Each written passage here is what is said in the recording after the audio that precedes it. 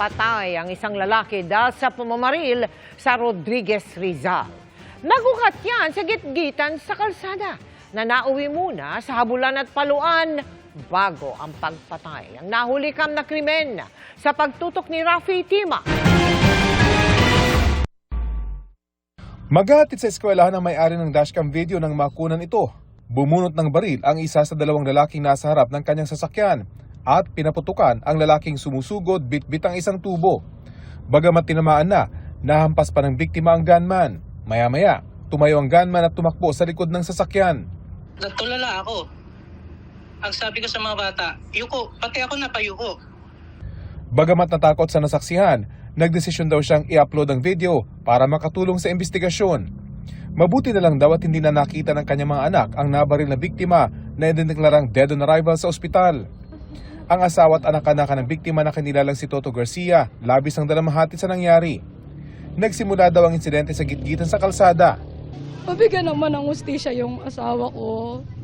Naghanap buhay lang naman. Hindi naman siguro krimen yung ginawa na kung nagkasuntukan sila o ano, pero nagdala silang tubo. Hindi naman masamang pumunta ng barangay dahil iyon yung makakaresolba.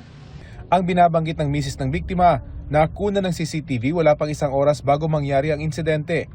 Tila napiko ng nabibisikletang si Garcia sa pagkakakat sa kanya ng isang e-trike. Nauwi ito sa paluan, 2x2 ang tangan ng biker, habang tubo naman ang sa e-trike driver. Nasakta ng e-trike driver at dito na rumesbak ang kanyang pamilya para pagtulungan si Garcia. Nakapagpa-blatter pa ito sa barangay, pero pag uwi nito sa bahay, nakaabang na ang pamilya ng e-trike driver at sinimulan daw silang tiradurin. Nakunan sa CCTV kung paano malapit ang tiradurin ng anak ni Garcia habang umaawat ang kanyang ina. Nung titiradurin niya ulit ako, si mama yata ang tintukan niya, tumalikod ako para ako ang tamaan. Tinamaan ako sa likod.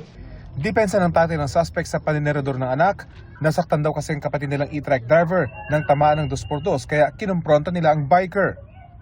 Dahil sa paninerador sa kanyang pamilya, hinabol sila ni Garcia at dito na siya nabaril. Bakit po may baril yung anak? Hindi ko alam, sir. Hindi niyo po alam na may baril. Hindi ko alam.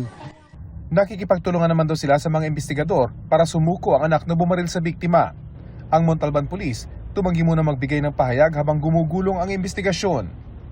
Para sa GMA Integrated News, Rafi Tima, nakatutok, 24 oras.